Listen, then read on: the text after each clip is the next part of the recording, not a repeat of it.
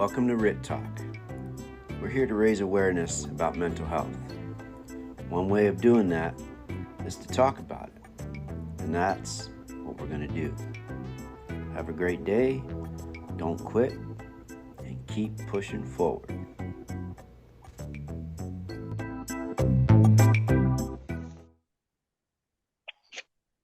Welcome, Gary. So, go ahead and tell us a little bit about yourself. Hi everyone. My name is Gary Slade. I'm originally from Colorado. That's actually where I started my prior service career. So I volunteering at a small department in my hometown. Volunteered there for about 3 years. And then I'm like, you know what? I'm tired of the snow and the cold and 5 feet of snow. I'm gonna go to Arizona. So I came down here, went to the fire academy here at AWC. I was still going to college, and so I volunteered paid at Winter Haven Fire when it was still open. I was doing that as I was attending classes, getting my associate's degree, and then I got hired with Rural Metro Fire. So I've been there for 7 years. Worked my way up. I'm a captain now, paramedic, hazmat tech. The big three. I enjoy detaching from work. I really enjoy, traveling, scuba diving, anything that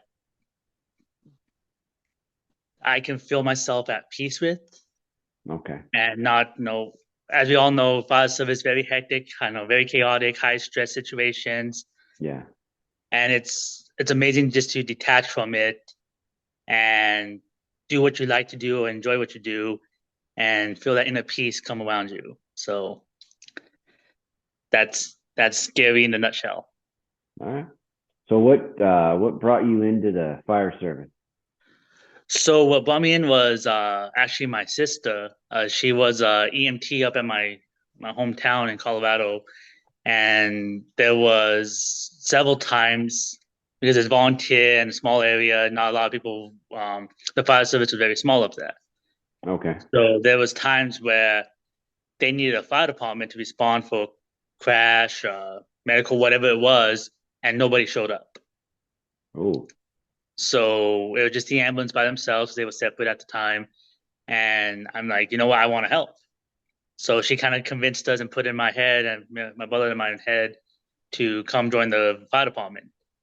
So like, okay, well, let's see what this is about. January 2009 was when I first became a volunteer firefighter.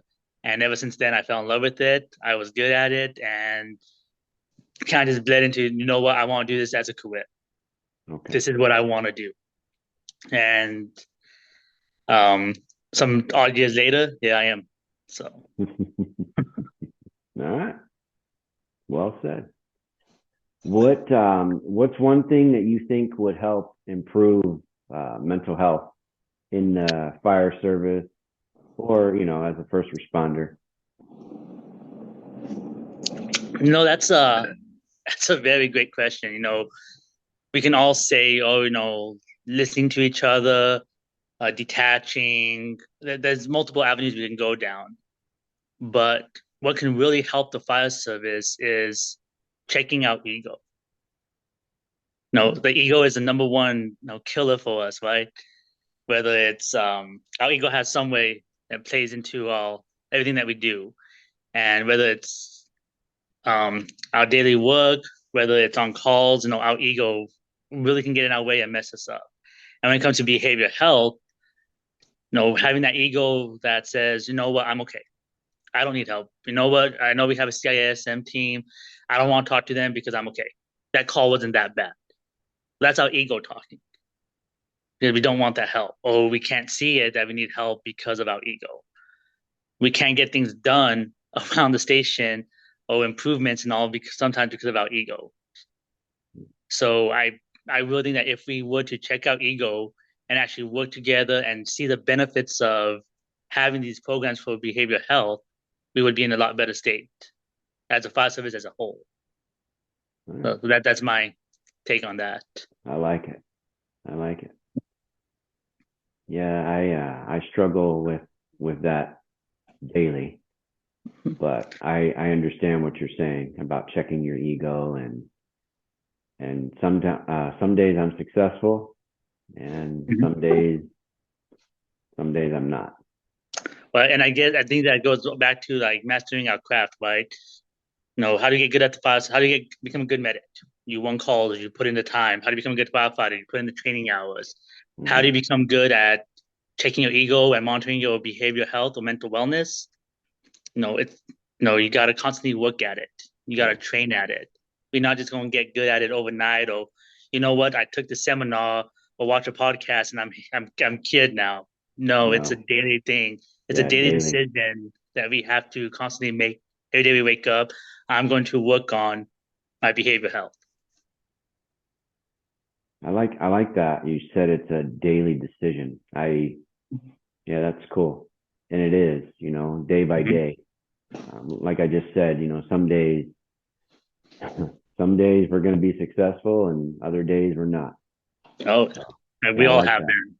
No one's no one's immune. You could be the chief or captain it doesn't matter where you are on the spectrum. Yep. We all gonna have it. Yeah, And because we as all soon as struggle. exactly, as soon as we realize it's something that we all go through it. uh, So why are we having this issue? So just check the ego. Check it. All right. Is there anything else you wanted to add? Um, no, I mean this. I know 2023 started off kind of rough for some people, but you know what? We are in this together. Um, we just got to roll with the punches, and we need to make a conscious effort to help each other. Okay. It's this time of you are a new person, so you have no say, or that senior captain, he's grouchy and grumpy. He's did his time. No, we are all a team. We all preach team, or we all preach and coach, teamwork and team efforts and all that. Well, let's be a team and help each other through these times. Let's lean on each other because that's how we are going to heal as a department, as a fire service, as an industry as a whole. Is we gotta rely and help each other. Okay. So, All right. Thank you. Thank you for coming on. no, thank you for having me.